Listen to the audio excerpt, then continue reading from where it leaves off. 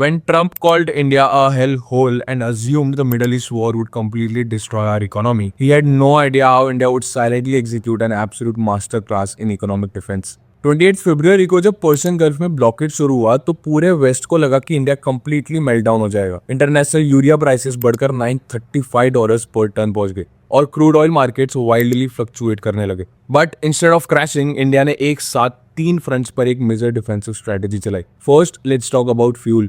US के कई media portals ने क्लेम किए थे कि वेस्टर्न प्रेशर में आकर इंडिया ने रशियन ऑयल खरीदना बंद कर दिया है, लेकिन ये पूरा नैरेटिव अभी हाल ही में बस्ट हो गया। जब US secretary of state Marco Rubio India visit पर आए तो हमारे external affairs minister S Jaishankar ने क्लियर कर दिया कि इंडिया अपने ऑयल इंपोर्ट्स डाइवर्सिफाई कर रहा है, जिसमें यूएस भी शामिल है और रशिया भी।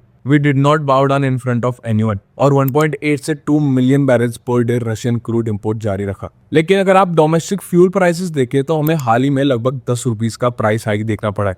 इसके पीछे एक सिंपल इंडस्ट्रियल लॉजिक है। सरकार ने सिर्फ टैक्स कट्स पर डिपेंड करने के बजाय रिफाइनरीज को अलाउ किया to import heavily discounted heavy crude from Venezuela. Heavy crude सस्ता जरूर मिलता है पर उसकी रिफाइनिंग और प्रोसेसिंग कॉस्ट बहुत हाई होती है।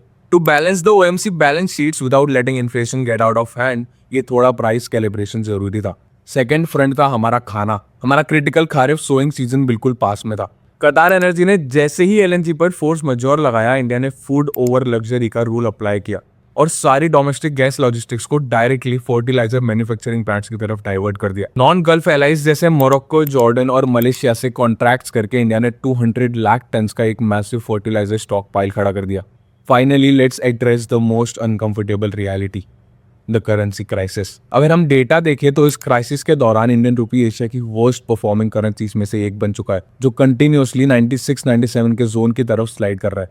ये एक जेन्युइन मैक्रो चैलेंज है जिसे हम इग्नोर नहीं कर सकते। बट इसका कोर रीजन कोई पॉलिसी फेलियर नहीं है, बल्कि हमारा एक्सट्रीम करंट अकाउंट डेफिसिट है, जो फ्यूल और फर्टिलाइजर के बलूनिंग इंपोर्ट बिल्स की वजह से हुआ है। इस फ्री फॉल को कंप्लीटली रोकना इम्पॉसिबल था, पर इसको मैनेज करने के लिए आरबीआई ने अग्रेसिवली मार्केट में हर दिन $1 बिलियन डायरेक्ट इंजेक्ट किए।